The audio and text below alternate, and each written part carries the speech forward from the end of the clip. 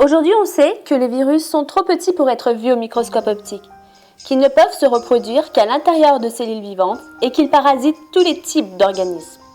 Les virus influenza, agents de la grippe, sont des virus enveloppés à ARN négatif et sont constitués d'une nucléocapside. Ils possèdent aussi des glycoprotéines transmembranaires qui composent l'enveloppe du virus et se nomment l'hémagglutinine et la neuraminidase.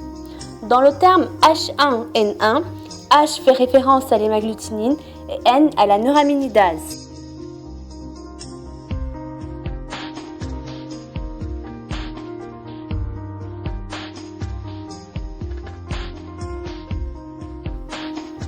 Eh les gars, je fais partie du gang des virus de la grippe. Venez avec moi, je vais vous montrer un truc intéressant. Vous voyez mes pics sur le corps? Eh bien, c'est principalement grâce à ça que je suis un dur à cuire.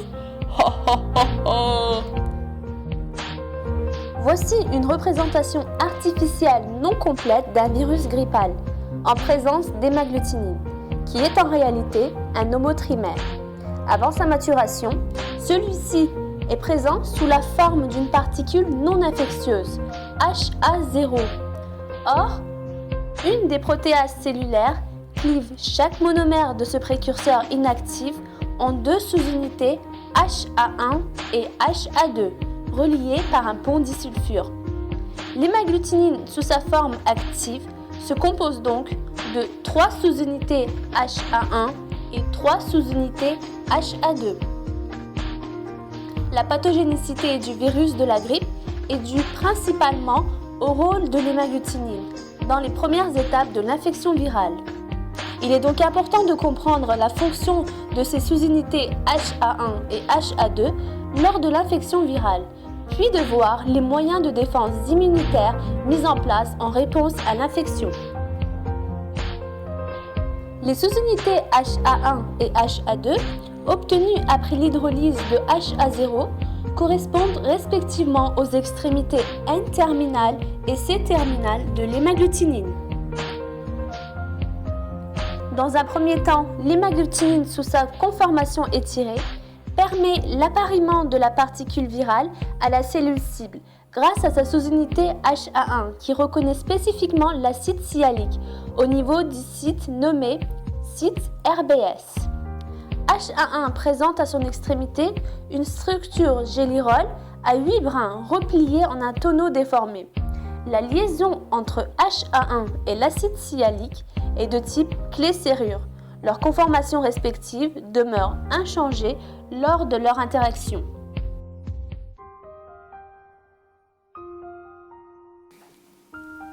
Une fois dans l'endosome, le virus va commencer un processus dans le but de relarguer son ARN dans le cytoplasme de la cellule hôte. HA2 comporte en son cœur un domaine hydrophobe nommé peptide de fusion. À pH neutre, des liaisons hydrogènes sont établies entre les acides aminés, formant la cavité occupée par le peptide de fusion, et les acides aminés hydrophobes en position N-terminale. À ce stade, et grâce aux pompes à protons, il y a une acidification du milieu interne du compartiment endosomal. Cette diminution du pH change la conformation de HA1 et HA2.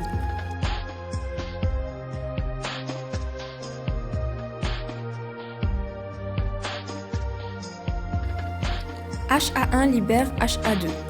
La diminution du pH permet la protonation des deux aspartates et de l'histidine qui composent la cavité. Ceci affecte leur liaison et déstabilise les interactions internes de HA2. De plus, la protonation de l'histidine fait apparaître une charge positive qui a un effet répulsif sur l'extrémité NH4+ du peptide de fusion, induisant son expulsion de la poche. L'acidification de l'endosome provoque des changements conformationnels irréversibles chez l'hémagglutinine qui se transforme dans sa conformation post-fusion. À cause de son hydrophobicité, le peptide de fusion va aller s'ancrer dans la membrane de l'endosome.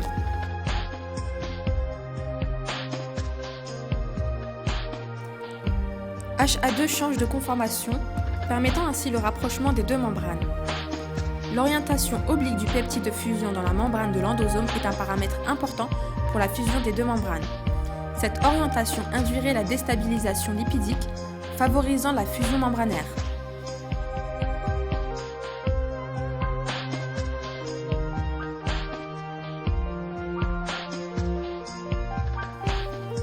La diminution du pH permet le rapprochement et la mise en contact des deux membranes.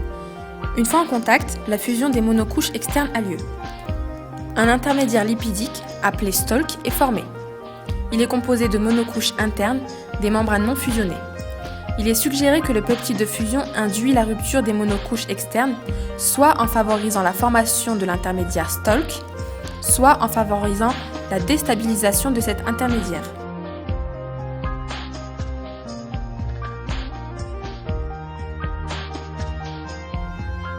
L'état stalk est transitoire et évolue en diaphragme d'hémifusion.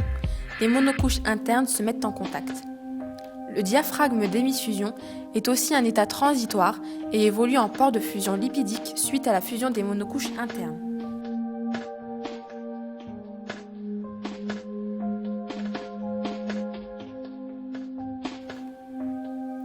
Ce port permet l'entrée de l'ARN du virus dans le cytoplasme où il pourra se répliquer.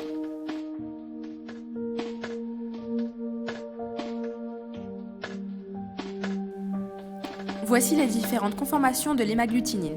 Premièrement, l'hémagglutinine est liée à l'acide sialique. HA1 recouvre HA2. Deuxièmement, le virus est dans l'endosome. L'acidification du milieu permet le changement de conformation de HA1. HA2 est alors accessible et le peptide de fusion va s'ancrer dans la membrane de l'endosome. Troisièmement, HA2 change de conformation, permettant ainsi le rapprochement des deux membranes et la création du port de fusion.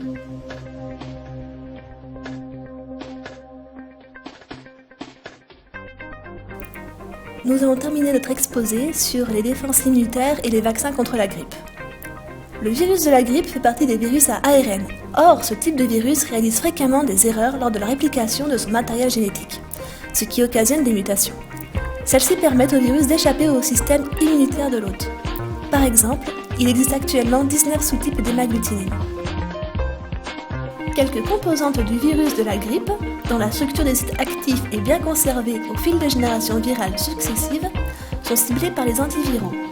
Premièrement, la neuraminidase. Son rôle est d'hydrolyser les liaisons entre l'hémagglutinine et l'acide sialique qui retiennent la particule virale lors de la libération des virions néoformés dans le milieu extracellulaire. La conformation des inhibiteurs de la neuraminidase mine celle de l'acide sialique. Ils viennent ainsi bloquer le site actif de la neuraminidase et inhibent son activité enzymatique. Les virions sont rendus incapables d'aller infecter d'autres cellules. Ils sont ensuite neutralisés par les anticorps. Le point faible des inhibiteurs de la neuraminidase est de n'avoir aucun effet au sein des cellules déjà infectées. Il faut attendre la mort de ces cellules pour que les virus synthétisés soient neutralisés. Deuxièmement, la protéine M2. Elle agit comme une pompe à protons et régule le pH interne du virus. Ces inhibiteurs empêchent le transfert d'ions à travers la membrane virale ou l'endosome. La phase de décapsidation et donc de sortie du virus est ainsi bloquée.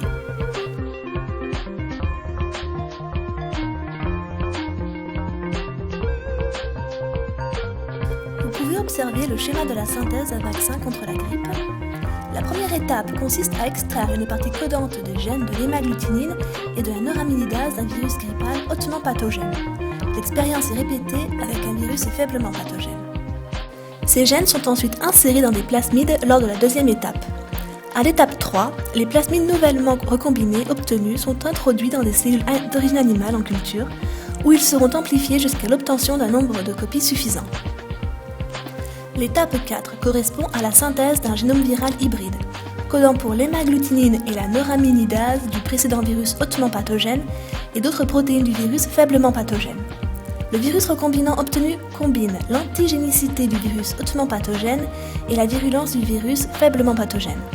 La cinquième et dernière étape consiste à la préparation d'un vaccin grippal à partir de notre virus recombiné. Les actuels vaccins contre la grippe reposent sur la production d'anticorps dirigés contre l'hémagglutinine. La grande variabilité structurale de celle-ci est l'une des premières causes du renouvellement des vaccins chaque année. Les équipes de recherche tentent de synthétiser un vaccin qui ciblerait non plus la tête de l'hémagglutinine, c'est-à-dire la sous-unité HA1, mais sa tige, la sous-unité HA2, qui est plus stable. L'objectif est de mettre au point un vaccin universel contre le virus de la grippe.